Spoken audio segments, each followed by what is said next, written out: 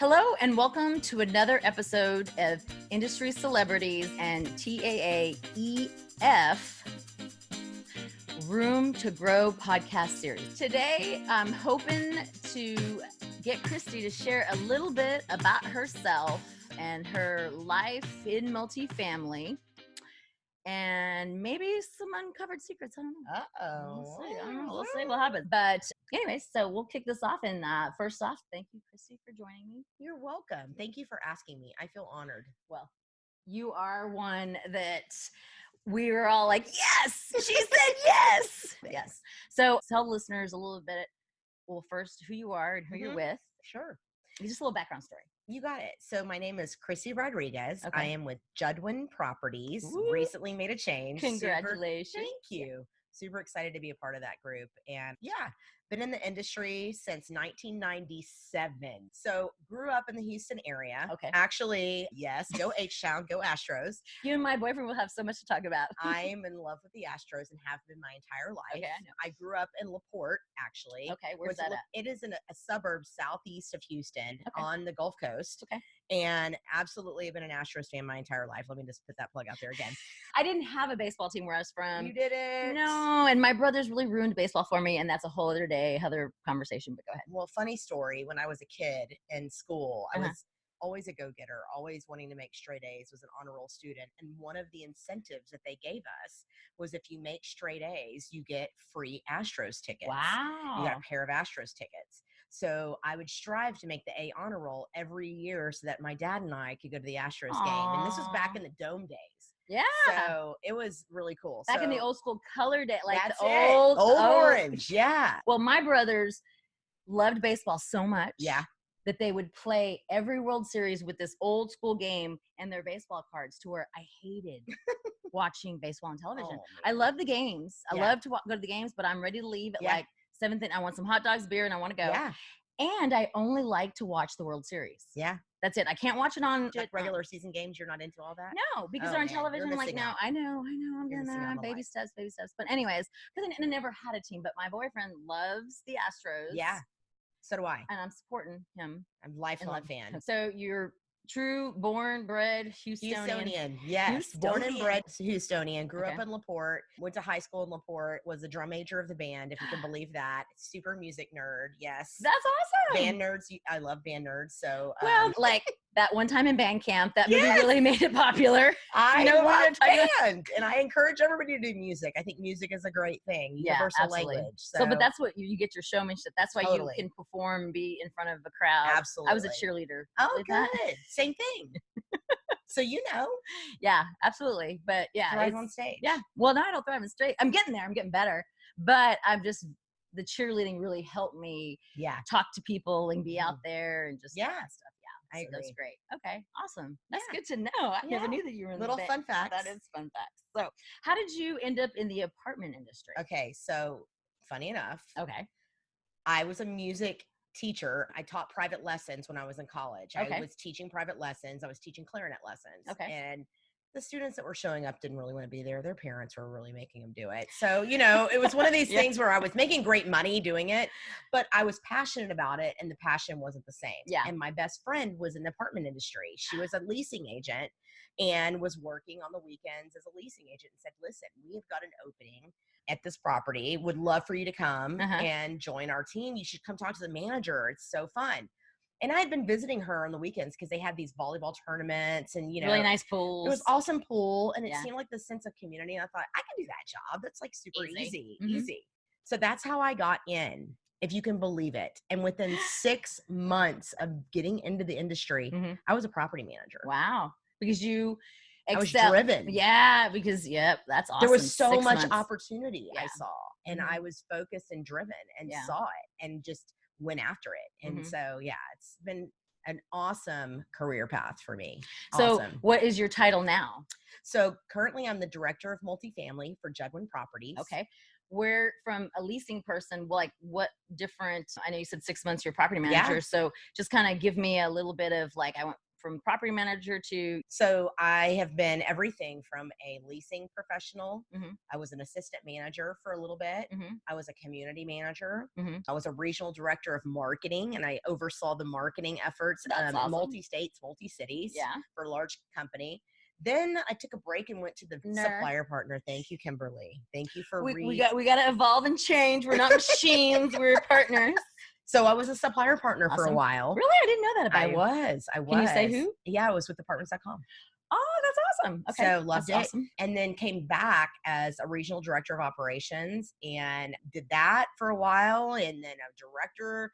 And yeah, so I have literally homegrown through the industry, Right. and every angle. I feel like that's awesome, which has made me really appreciate not only every role, Mhm. but really given me different insight into what everybody does in this industry. That's why you're so nice to me, right? Probably because I've been in your shoes and I know what it feels like.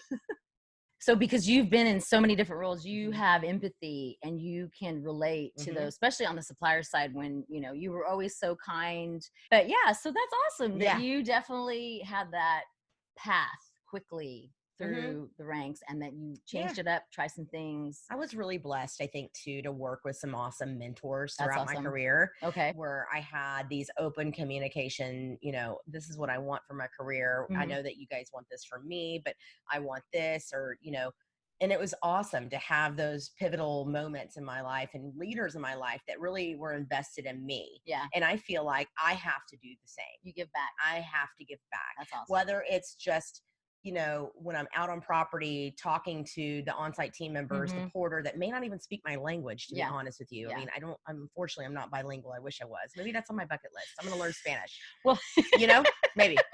So, that's the thing is there's this human connection. We all are in this industry to serve people. Yes. We provide homes for people. That's the commonality between all of us, whether we're a porter or a director of multifamily or an owner or a supplier partner, whatever it is.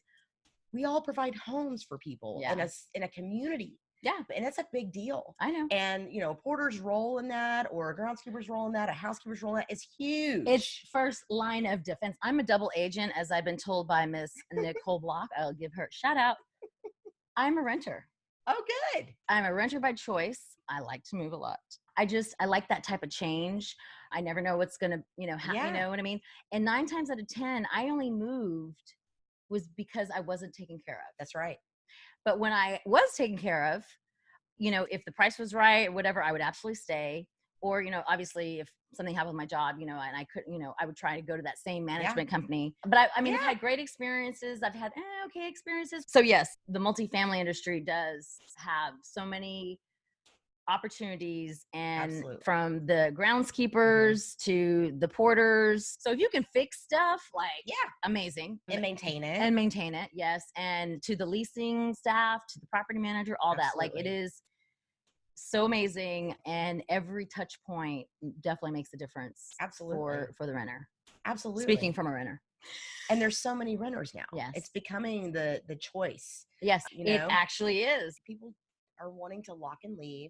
They want this lock and leave lifestyle. They want to be able to go and do. I don't want to have to fix stuff. No, I don't want to have to maintain. No, my boyfriend owned a house before he moved in with me, and I was like, "Do we want to He's like, "No, I don't want the mow up yard." No, who has time for that? I know, no, absolutely not. I don't. And time is money. Amen, sister. I agree. 100%. Yeah, I mean, well, that's awesome. Yes, there is, and it's recession proof. Yeah, it is. The apartment industry is 100% recession proof. It is. And there's so many, renters, and this new generation coming up are having children later in their lives than, like my generation. Yeah, absolutely. And so what generation are you? I am considered Generation X. Me too. The really? forgotten generation. We're not forgotten. Well, that's kind of the tagline for our generation. Just really? So you know. Oh, okay. Well, I thought you were way younger than Generation X. But well, thank you. You're welcome. I think people think that about me, which is a good thing. So what do you love the most about the apartment industry? You know what? The people. I love everything about the people aspect, whether it's team members, owners, that side of it, the supplier partners, that side of it, those relationships, the customer relationship. I love people building relationships. I feel like that is the really the core of who we are as humans. Yeah. Is the human connection. And this industry gives me an opportunity to be able to do that. Yeah. Every single day. Yeah. Every Absolutely. single day. Because no day is the same. I mean, no, I was commenting to the housekeeper here at the hotel, was just in the elevator, wiping down the inside of the elevator cab. And I'm like, have you thought about, Becca and I were both, have you thought about a career in the apartment industry? And I tried to recruit the bell dude. So, I mean, there's just, there's those. And then when residents come in and, I'm on a property and it's just talking to them about, what's going on. One of them the other day, I was on a property and commenting about the paint color that we chose and why she liked it, what she liked about it, what she didn't like about it. Yeah. Because it's her home. Yeah. Absolutely. And to me, that was just, I love the fact that we provide homes for people. Yeah, 100%. It's amazing. You're speaking about talking to renters. I was almost recruited when I was in Florida after college, and I just kicked myself for not, this woman, we were applying, and I told her I was looking for a job, and like, have you thought about being, on site, like living here? You get these perks, and I was just like, I don't know. I just, it was weird to me, So I went to go bartend on the beach, but instead of the apartment. Yeah, instead of working where I lived. Yeah. Absolutely. And that was kind of, I always say, I wish I would have gone ahead and done it. Yeah. But I mean, I was supposed to be where I was supposed to be at the time. God has a plan for everything. So it definitely is something that I think back to when people bring up, like, getting recruited by somebody. I think that people think of it as like kind of an afterthought or did. And they shouldn't. Yeah. Absolutely. That's how I kind of stumbled in. A lot of the people in this industry kind of stumble in the industry, not really understanding this is a huge industry. Oh yeah. Or they get recruited because they're in, the service industry. Yeah, hospitality for sure. Military. Yeah. Like there's so many similarities to those two. So tell me a little bit about how you got involved in your local association, NHA. Wow. Houston Apartment Association. H-Town. You know what's so funny? I want to say, honestly, I think it was a chili fest that I attended. What? Yeah, I want to say that was one of the first major events that I attended and was like, this really is so cool. And very overwhelming because it's one of the bigger events that they have. It really is, but it was family oriented. It was, absolutely. And I thought, wow, this is really cool. Yeah. And then I was on site and the magazine, the Abode magazine, would come every month. And I remember getting it going, I want to be in the magazine. I want to be one. And then, it just kind of evolved. And honestly, I was blessed to work with leaders that were already involved. Yeah. And that shared that passion with me and were, hey, have you ever thought about, serving on a committee or whatever? Yeah. And offered my name up. Yeah. And, that's awesome. And really helped me with that. And so, if I were to say, there was one event necessarily, I think it was Chili Fest, that I was kind of like in awe because there's so many people. But from a committee standpoint, it was definitely the mentors I've worked for. Yeah. Jennifer Panarell is one of them. Awesome. Huge mentor. Sue Ann Tinsley. Shout out. Yes, they're both amazing. Jackie Roan. Yeah. I have. Shout out. Exactly. Yeah. I have worked for some amazing people in my career. Absolutely. That are very involved in the association. And believe in giving back and, volunteering, serving. Yes. In an industry for, the association that, gives to them. Yep. You're able to give back. That's right. That's awesome. And strong female leaders. Yes. Yes, absolutely. It's awesome. Growing up in the 90s. You didn't have those. Queen Latifah was mine. Oh. And Oprah. UNITY. That's a whole other podcast, but we could talk about Queen Latifah all day long. Exactly. I love her. So these strong, and that was another thing that really attracted me was, I'm a strong personality. I'm self-aware about it. Me too. I'm A-type. Okay, same here. Yes, I know. However, growing up, I'm a leader. I was drum major of the band. I told you that. Leader. And so I saw in this industry these strong female leaders in the 90s, which was unheard of at that time in a business 100%. World. Yeah. And thought, whoa, this is so different. I've never seen this many strong female leaders in an industry. Yeah. And so that really was another thing that really attracted me to come. Yeah. So anyway. To see other women that were empowered and empowering others. That's and leading by example to Absolutely. get, to get the job done. That is very much great. So anybody in any other industry that wants to grow, try something new, there is lots of things that they can do. That's not just whether you're a supplier or you're an owner on every level from, like marketing, technology, accounting, HR, you name it. And it definitely there's so much opportunity people just don't realize. It's amazing. 100%, for sure. I mean, we build, we develop, we manage. Yeah. We're recession proof. I mean, really. We're across the United States. The globe. Oh, I'm sorry, my bad. You're absolutely right. We're across the globe.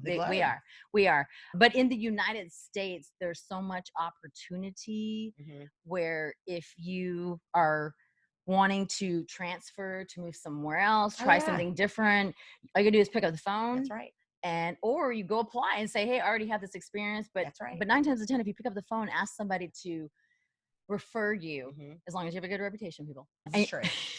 And not the last one at the bar. Not that that's a bad thing, but it can be. People will step up and say, hey, do you mind, putting this resume at the top of the list, or just talking to her, talking to him, and networking. Yes. 100% networking is something I love. I knew one person when I got into the apartment industry. One person. No kidding. What? I knew one person when I moved to Dallas. And when I got to the apartment industry, who did I meet? Well, I met Angie Pusateri first. Oh, yeah. But literally the guidance of people, like I already had an outgoing personality. I could just move through the room and just, hey, how are you doing? You're extroverted. Yeah. A little bit. Yeah. I got to have my downtime. But yes, I am when I'm on, and I love to meet people. I love to connect people. And I love paying that forward for somebody else that stepped up for me to say, hey, like Billy Griffin was the first person I met at the Houston Apartments HAA, and he was like took me around, introduced me. He's introduced you to people. Yeah. And he probably didn't even realize at the time what an impact that was making. It was when he won the Olin Steele Award. That's how long. Amazing. It is. And it was just a really, I get chills because I think about seeing people's career paths and the things, from on the owner operator side. I got stories about Jackie. I got stories about everybody. Well, I mean, because my great experiences with them, and the first time that I ever met them, from Amanda, like Shabandi, it's just the fun, and you connect with them. And then I want to do, you want to do a family. Yeah, we're one big family. We really are a family. Yeah, absolutely. It's a very unique industry, and I am like every day. I was going to school to be a music teacher. Oh, wow. Okay. Yeah. And I was teaching private lessons, and was like, I'm teaching these private lesson students. They really, aren't all that engaged. And I really want to make a difference. Yeah, absolutely. And I don't want to go to school to make $50,000 a year and spend my wheels for people that don't really care. Yeah. And when I got into this industry, within, a short period of time, I was making the salary that I would have been making as a teacher. Wow. And thought, you know what? No, I am changing gears. I'm going this path. Yeah. I'm going to go this direction. Well, good for you for pivoting. 100%. I pivoted and followed my passion. Yeah. And you took a chance. I did. Because all you can do is take that chance. What I don't understand is how people say, well, I don't know. Well, if you don't try, tell my niece and my nephews, if you don't try, how are you going to know? That's right. When I moved away from college, which you didn't do in a Latin family from El Paso, Texas, is very rare at the time that I did it. And my mother was like, how are you going to know if you don't try? That's right. My mom was like, go see, we'll always be here. And that's just was like, how am I going to know if I don't try? Sure. Yeah. Okay. Let me go out there to this big world of Southwest Texas back then, when it was called Southwest Texas, in San Marcos. I got my degree, people. But my point being is I have my diploma. You know how many people has ever asked to see my transcripts? How many? 0. They're still sealed. Are they? Yes, they are. But I learned so much from being in the apartment industry and starting my own business that I earned an MBA in life, in business, in everything, because I learned something from every person I ever met from, it doesn't matter who it is, like the knowledge that they would share with me, from Jackie to like Scott Wilder, like all these people that have been around, like them sharing their knowledge with me, from Angie to Billy, and freely sharing. Yes, absolutely. They're all you have to do is ask. Yeah, absolutely. Just ask. Just ask. Be curious. Yes, absolutely. I have people ask me that, and participate. Show up and be there. Show up. Absolutely. Okay. So as you participated and volunteered on your local, and then, moved your way up, tell me a little about Next Gen and why you decided to get involved there and what you're doing. Yeah. Okay. So interesting story. So I was the chair for Leadership Lyceum, and honestly loved it. Loved the leadership development piece to it. I finished. Yes, you did. And Great job. through all of that program, realized, you know what? I am a conduit between the boomer generation and the millennials. Yeah. And Gen X and Gen Y, honestly. Why? Because you have kids? I think not necessarily because I have kids. I think I have a unique set of skills to communicate with all different Can you teach me those? And you know what? I'm not saying that I know it all. No, I know. But I am very self-aware that there's so much to learn from the boomers. Oh, absolutely. And there's so much to learn from the younger generations, and to bridge the two through communication platform. There is a need in our industry to do that. We'll have another podcast on that. Okay, you got it. Absolutely. So, next gen seemed like the perfect fit. It's new, it's innovative. I'm passionate about innovation, about problem solving, about, finding ways to make things better. Yeah. And next gen was just the perfect fit for that. That's awesome. It's continually evolving. I was, a part of the task force that started the state level next gen. I'll never forget, Nicole Block had the first conference call, and it was she and myself, David Lindley, Izzy Garza, Josh, Nichols. I couldn't be on it. I thought I couldn't. Yeah. Well, because that was when it was the time that they said 39, and then when Nicole came on, she said no more age, people. Yeah. Tina White, there's no more age on the next gen. It is a state of mind, not an age. Thank you. And so I saw this opportunity through next gen to fill this kind of gap that we have. We've got to build the next generation of leader. Yes. And not necessarily build them, but identify them. Yes. Because if you don't evolve, you will die. That's right. And so, we're such a strong industry, and we have a strong association. And, the people that have been doing this a long time, they want to, go sail. Yeah, they want to retire. Jerry Winograd. They want to do things. Steve Lamberti. You know what I mean? They want to go out and do things. And they also, too, want to make sure that what they've built is solid enough to withstand without them participating. Yes, absolutely. They want to, yes, 100%. As much, I shouldn't say without them participating, but they're going to be around, but they just want to know they're passing it to the right folks. That's right. Absolutely. I get that. And there's a huge need in the industry to build and offer a platform. And, just by sharing next gen, it's been such an awesome opportunity. People have come up and said, thank you. I've been wanting to get plugged in. I didn't know how. Yeah. Your committee, you are giving me an opportunity to plug in. That's awesome. I've raised kids, or I'm at different points of my life, and some are younger and some are older. And, now I'm at a time where I can volunteer more, and this is a great, committee that I can certainly get involved with. Absolutely. And so it's exciting to be a part of that. It is. I'm glad that they started making it about what's next and not being, under the age of 40, because that year that it started, like I was 39, I was on the cusp, and then I stopped going. And then when Nicole was like, you don't have to be any certain age, you have to want to participate and be like, what's next? I do remember when Nicole finally came out and said, okay, it's what's next, people. It's not an age thing. State of mind. I want to stay young.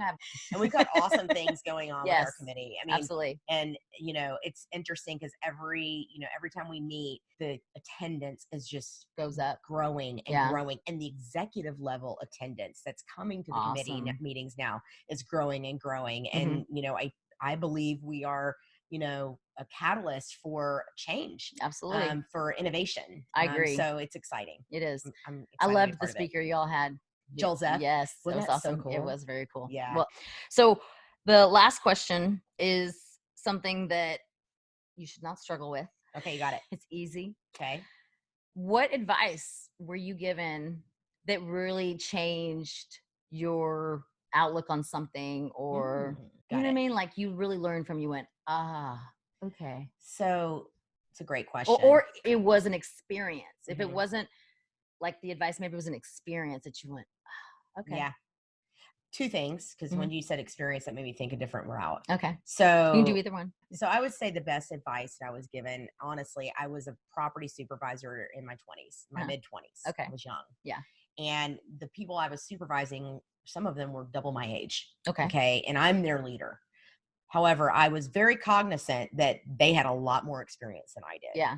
And so I really focused on building those relationships and making sure I didn't come in micromanaging or thinking I knew what I was doing, honestly. I was asking them what to do and really supporting them. But one of the managers that reported to me during that time frame, I remember, I'll never forget this. It was an investor tour I was getting ready for, and I was nervous. I was studying all my stats and, making sure I knew all the numbers. And I remember going to her property, we were doing the tour around and saying, I'm just really nervous about this. I really want to be successful. And she said, Christy, don't ever forget that they woke up in the morning just like you did this morning and put their shoes on just like you did. Don't ever forget that. Everybody that you come in contact with, they put their shoes on just like you do.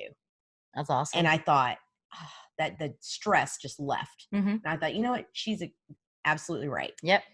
So that was really great advice. And I got it from a manager that I was supervising. Yeah, that's awesome. And that's pretty cool. That's pretty cool. And then from an experience standpoint, I'd say being a supplier humbled me very much. Amen, sister. Thank you for saying that. What I thought was happening on the properties as a supervisor, when I became a supplier, I was like, what? These people aren't standing and greeting. They're locking the door on me. What's going on here? So I think it humbled me. Yeah. They didn't want to talk to you like you thought they would. I thought I was important, but apparently I wasn't. No, it really it made me want to change more. It made me, when I awesome. came back to the management side, it gave me the drive to even be even better. And kind. And kind to people. Exactly. Kind. Whether you want to buy from them or not. That's right. Just be kind. Be nice. Be nice. Yeah. The world, and respond. Yeah. How about that? Yeah. That's good. I do have to thank you so much for sitting down. Wasn't this easy? It was so easy and so much fun. Thank you. Thank you for asking me. I'm so glad to be here. Thank you for being on it. Thank you. And if Christy's advice or story, somebody that needs to hear it, please share this episode, tag somebody in the comments. We would love for you to do that because I feel like she gave us some really good insight into multifamily. And it's just something that I learned a lot from you today. So I think it's pretty awesome. I learned a lot from you too. Oh, thanks. You're awesome. You're just as awesome. And tune in next week for more industry celebrities and TAAEF Room to Grow podcast series, because there is always room to grow in multifamily. Bye. Bye, y'all. Thanks, Christy. Thank you.